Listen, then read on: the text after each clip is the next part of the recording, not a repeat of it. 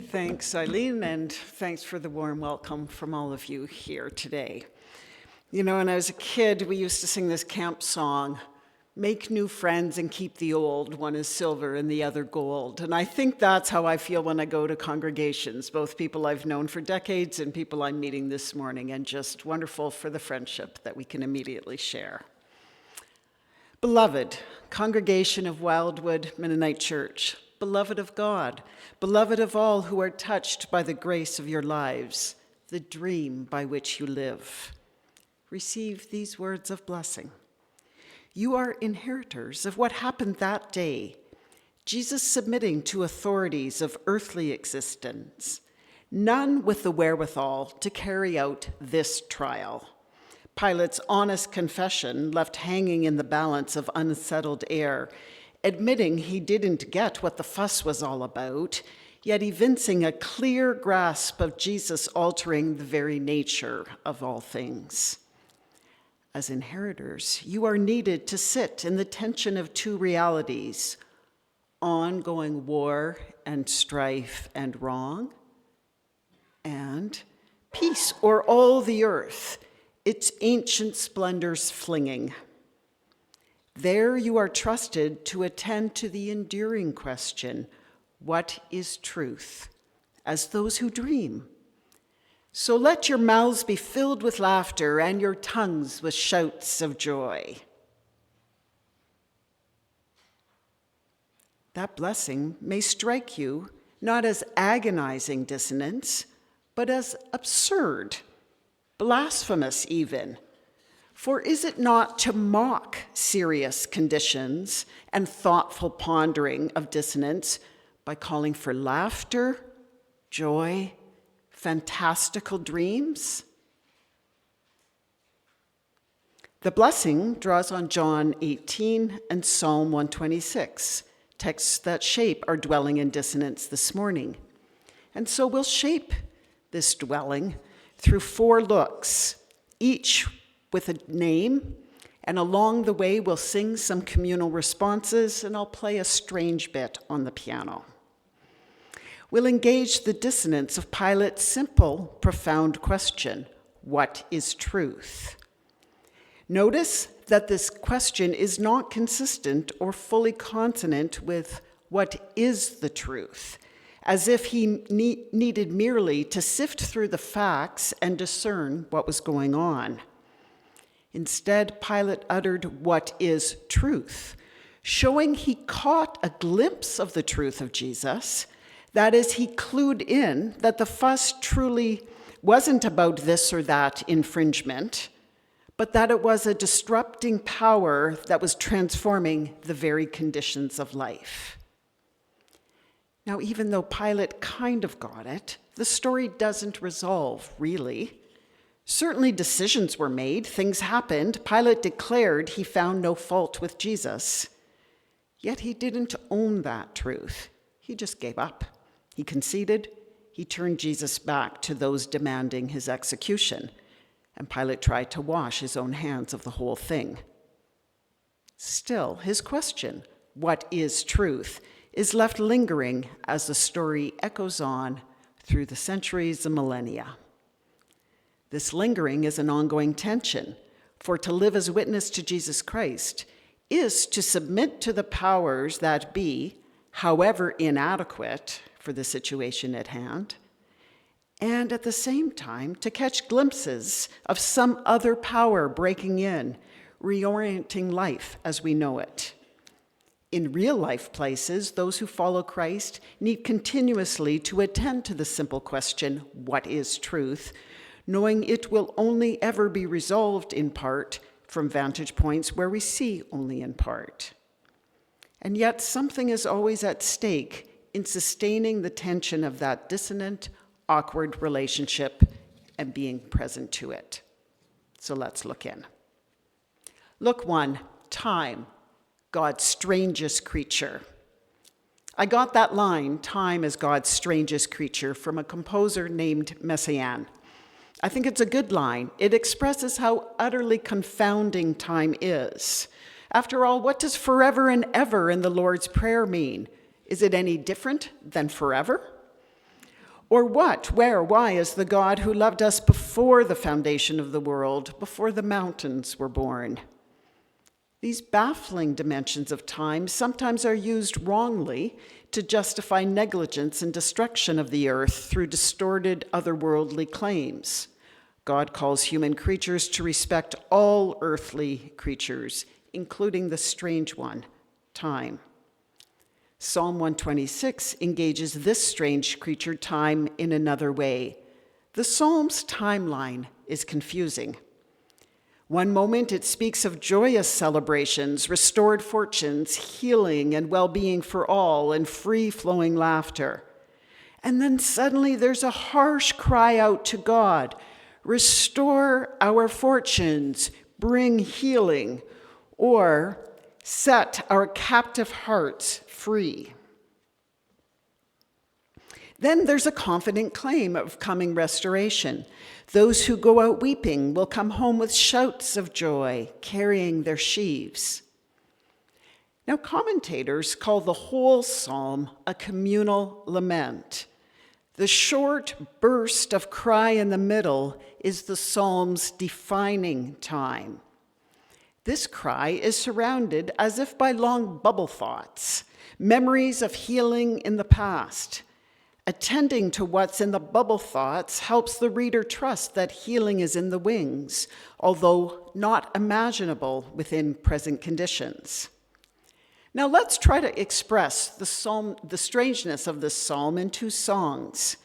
Putting these songs together will feel odd. It will feel like a strange dissonance. The first song is, well, kind of campy. That means you might recall it from camp if you were around in the 70s.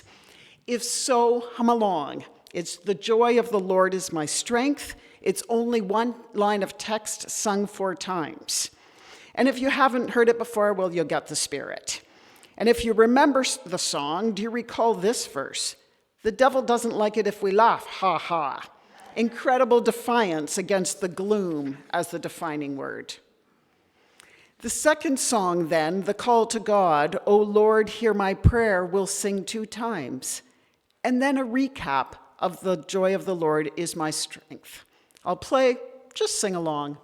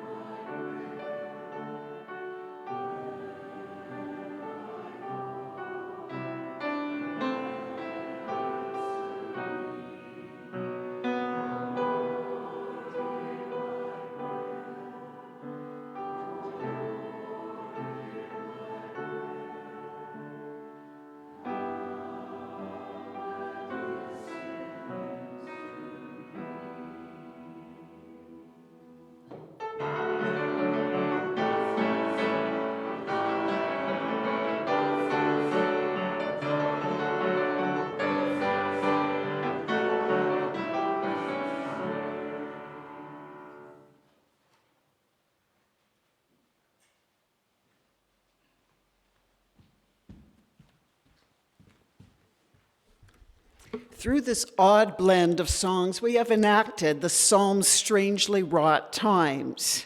Now note, it's unlikely that in worship we would put these 2 songs together without some sort of explanation. Yet if we don't hear that strangeness in the psalm, we miss its dissonance. As a lament, the psalm is about the world not being as it ought, and it's a defiant resistance. What ought not be is not the only thing going on. With lament, we cry out. We can't see how, when, where healing will come. And with lament, we release our worry to God. We confess we cannot control or anticipate how a better outcome will emerge. To lament is not to despair, but to utter trust that healing will come. Lament opens our minds and selves to something we currently do not see. We practice memory of joyful times until some new form of reality takes root. To cry to God, then, to give voice to lament, is to enter the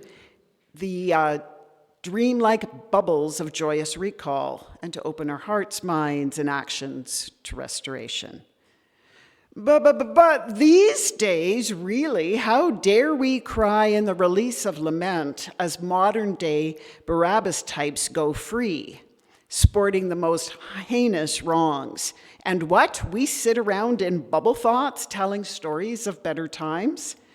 Is it not ours to just be out there telling the truth of atrocities and to work to usher in justice?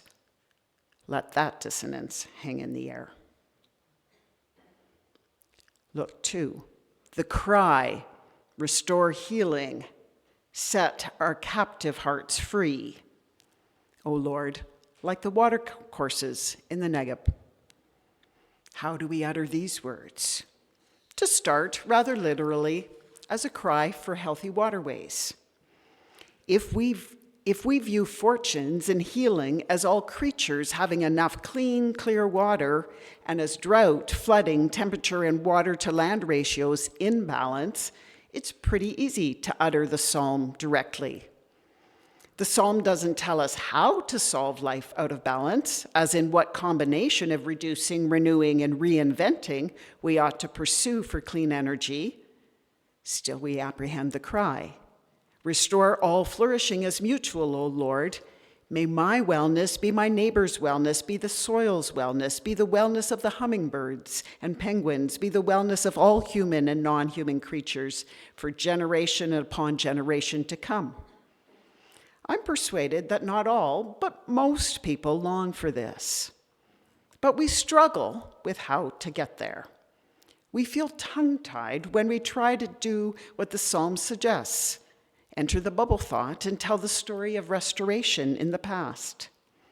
For much of what we describe as a good past is layered and complicated. We're attuned to seeing what was good for one as creating havoc and destruction for others. We acknowledge that what we ourselves may have received as open lands were stolen lands. We struggle with what stories to tell that will convict hearts and minds towards good change, that will enable new forms of social contract to break through the harsh crust of massive failures of moral imagination in our political, economic, social, ecological, spiritual landscapes. And as for AI, we get stuck in the petty yet not so petty dissonances of to use or not to use, to resist or to regulate, and struggle with how to be courageously inventive with social and economic and ecological and occupational and vocational reorderings of life that simply can't be left to the whims of the market or the dictates of the state. What stories can we tell that will open us to some reasonable equilibrium of life in discerning what forms of livelihood will emerge for our children and their children's children? What competencies will carry into the future? Which skills will be downgraded and mostly brushed aside? In so much what we do and are committed to, we struggle in the dissonance of how to discern sacred entrustments from holy cows. What is truth? And we're quick to go to the line unprecedented times as if all former troubles were minor scratches, while this time it's quite possible the world will end.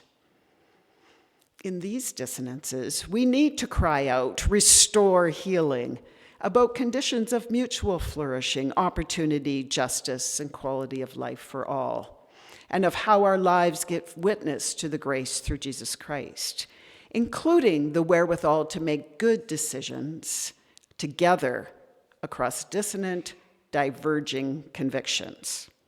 So I'm going to play a little to express the struggle of this cry.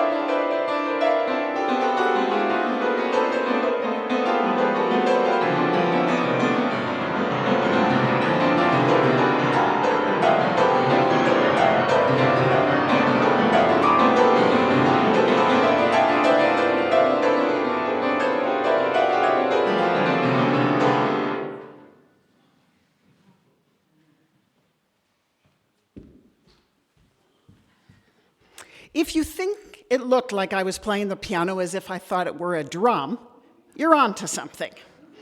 To play the piano as if it were a drum kind of sounds as if I were going splat on the piano, and going splat on the idea or the tradition of playing the piano.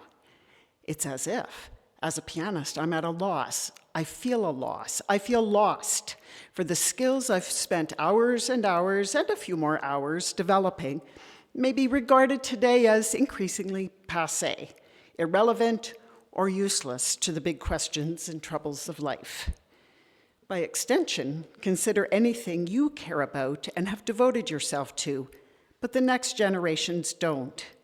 Something you've worked really hard to learn or supported in huge ways. How you've addressed problems in the past, how you've lived to practice faith, what's been your daily work, whatever may seem ineffective today, or worse than meaningless, burdened and harmful. As our skills, opportunities, ways of understanding life and practicing faith feel burdened, people often feel useless. Most often, whether in musical or other terms, we define dissonance and consonance as knowable things. This is a consonant sound. That is a dissonant one. And we think we know how dissonance resolves to consonance. I often use those commonly understood terms too. But for a bit, I'm going to put on my nerdy music theorist hat. Concepts of consonance and dissonance originate in acoustic properties. What's loudest and easiest to hear ring is defined as consonant.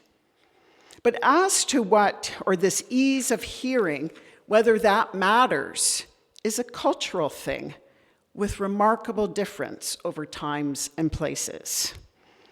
Now, in the 1920s, within a certain strand of the Western European tradition, attention shifted from dissonance as named and needing to resolve into consonance to the idea and to the construct of the emancipation of dissonance altogether.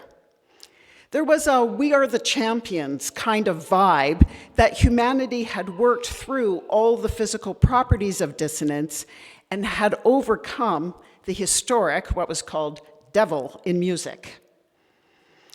Now, let's not be too harsh on that self-righteous assurance.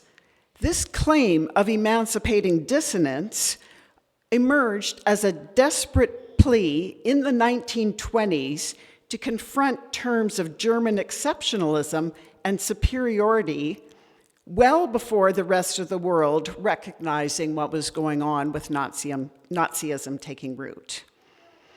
But the short-lived cultural movement soon recognized that just when humanity seems to find some manner towards overcoming terms of injustice and of higher priority for some and lower for others, new forms of inequity against democracy and things that are not good for all, these new forms of dissonance, divergence, dysfunction, disaster, dystopia, seem to find their way into some sphere.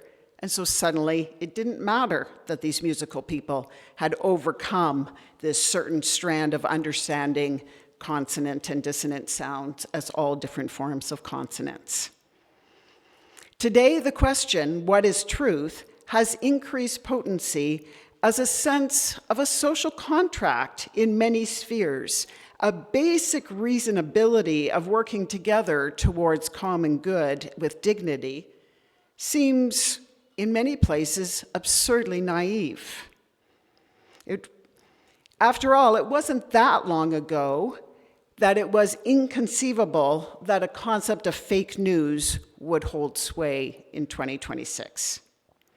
And today, what I, and perhaps we, call gratuitous war and excessive defense spending, well, this is something that is dissonant for a few, and in different ways, not for that many. And the dissonance with gratuitous war is a different dissonance, a gratuitous war that some nation states may be carrying out is perhaps a different form of dissonance than the likes of a goal of 5% defense spending. And so how might we name and express our dissonance in ways that can create a productive tension with someone else's consonance? And how do we find ways to resist inevitabilities of those kinds of views about war and defined spending?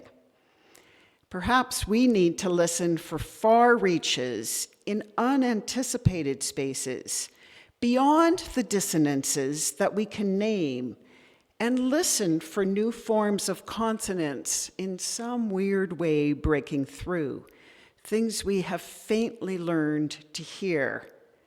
That's where the psalm compels us to utter the cry for healing, to tell some story, and to let that story open up some faint way of hearing something new, where we dare trust that somewhere God is singing.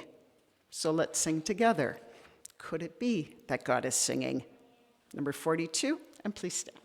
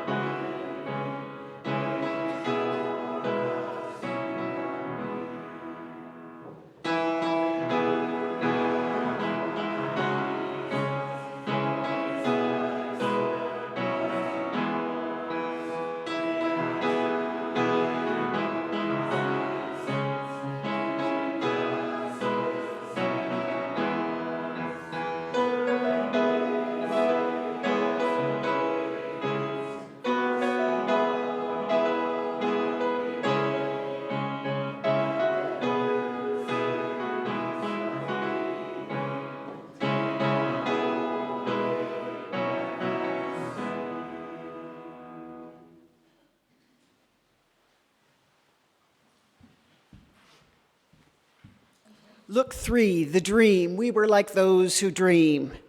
Jesus versus Barabbas really sounds a lot like fill in the blank.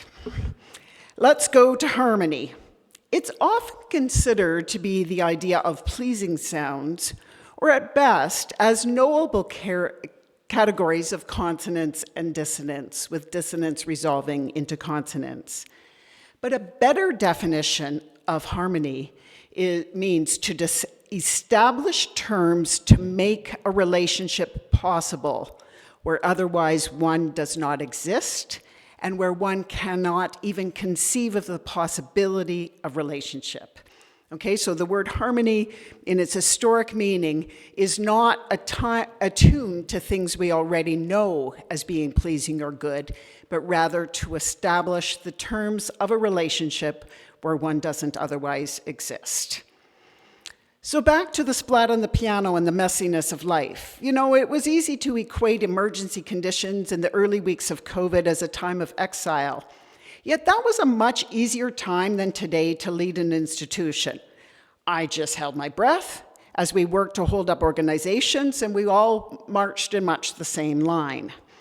Coming out of the pandemic has been a much messier time all over. So many conditions have been rusted or hollowed out, so much worrying and disdain for others, for civility, and so many things that people think they've been held back from and think are somehow all possible at once. And so much weariness. You know, those early COVID days, most people wouldn't have said they were living the dream, but we often spoke as those who dream. We talked about clouds of pollution over China dissipating into blue skies, a transformed world emerging. That palpable, clear view didn't last long. Yet the psalm offers this. Amid the feeling that so much is lost and useless in the face of destruction, dreaming is the most practical way to hear a new reality breaking through. Often we tell the story known as the Good Samaritan to apprehend God's call to terms of otherwise inconceivable relationships. Sometimes we step into the margins of the story and use new words, like this one. The story begins somewhere in the middle with tragedy. It's a true story from decades ago, as I was told by my sister's husband's fourth cousin through marriage. There's a remote chance anyone here would have a clue of who I'm talking about. I don't even quite know myself. Still, I've changed the names from how I've heard the story over the years. Sometimes the heart of a story is most trustworthy when detached from so-and-so who might know so-and-so. Here goes. A guy named Roland died in a horrific accident. His 2 children were in the car. They escaped with minor bruises and major trauma. The children were Patricia and David, aged 10 and 8, who were born to Roland and Lisa. The couple met in a hostel in Eastern Europe when they were 18, and Patricia was born the next year. Now, Lisa had never been faithful to Roland. When David was 11 months old, she took off with Kelly and abandoned her family. Roland raised the kids. He worked a bunch of jobs and barely made ends meet. A great thing for Roland and the kids was how his friends John and Debbie were part of their everyday lives. John and Debbie had no children of their own, but found joy in living as if they were family with Roland and his kids. When Roland died, John and Debbie thought the children might come to them. After all, they saw the kids almost daily and were emotionally, financially, and socially invested in their lives. But Roland didn't have a will, and Lisa wanted the children that were legally hers, even though she had not been living as if she was the mother. John and Debbie knew they ought not to fight it. Still, it was tough for them to watch the kids go to Lisa and Kelly, hard for them to trust someone who had been hurtful to the kids.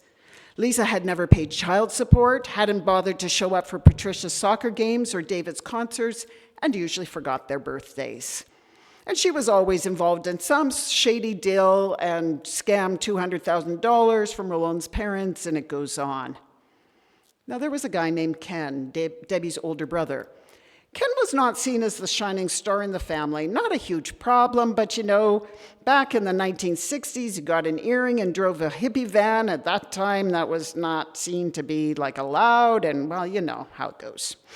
Now, Ken knew many kids who had been tossed around from this one home to that one, from his work as much as from his neighborhood.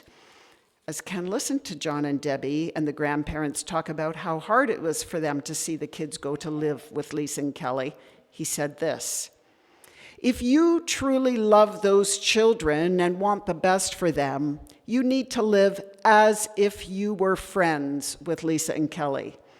You can't merely be civil to them when you take the kids out for ice cream.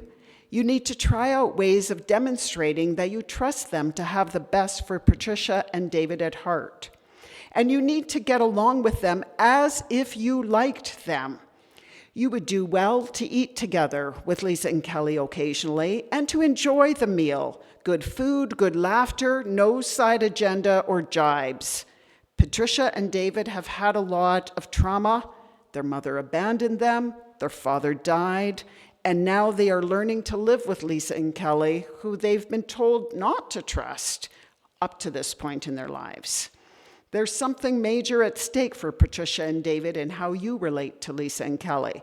This means you need to find it in yourselves to treat the parents with the dignity and joy of friendship, so there's a possibility Patricia and David will do likewise.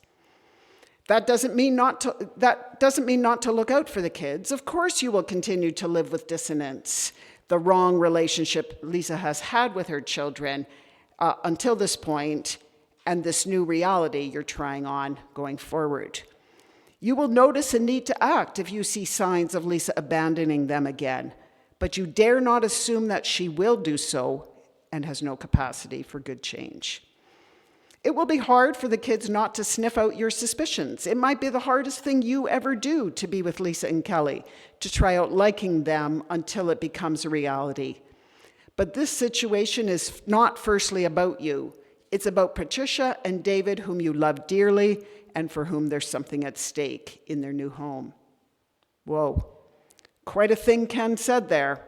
And it cut through the noise with a new form of dissonance in which to dwell with laughter and joy. That's not to say all was happy ever after, but it mattered that they heard Ken out and tried on a fragile trust. It mattered as the children grew to adulthood. It mattered to their family life, to their capacity to form friends, to trust and be trusted by teachers and employers. You see, establishing a relationship where one doesn't already exist doesn't mean it isn't precarious, complicated, uncomfortable, and not immediately pleasant sounding. Yet trying on forms of relationship where one doesn't already exist in any reasonable way is a way of practicing truth, the truth of the sacred entrustment of all our relations, that there is always something at stake. We'll skip the next song and go to look for, very, very short, whatever is lovely. Trust in God's healing. "Those who go out weeping shall come home with shouts of joy." Really? With the depth of the lamenting cry, this confidence seems naive. So let's approach this strangeness through my little example of the dissonance of misusing or maybe abusing the piano and playing it as if it were a drum. I just went for drum lessons. The sounds shifted from splats on keys to playing as if they were the skin of a drumhead, like a trampoline that bounces up, rings and suggests new things to you, opening streams through the desert. It's a song of adaptation, so that something new might flourish. Now, I'll be clear, I'm not worried about preserving the piano or saving it. Most of the time, I still play it as a piano and not a drum. Live music may well survive better than many other occupations. Likely, the instrument will last for a few centuries yet, although with a smaller footprint, for I concede today's culture desires far fewer pianists than when I started teaching. Thus, the piano is emblematic of rapid cultural, social, economic change, and change in how we come together as society, as community, as church, the grief of loss, the struggle to retool, the call for restoration and healing. And all that alongside absurd convictions on what is truth among some of the world's most powerful persons and movements. I dare not call them leaders. Pilate's question haunts us today and taunts us too. With dissonance, we express grief, despair, anger, confusion, silence.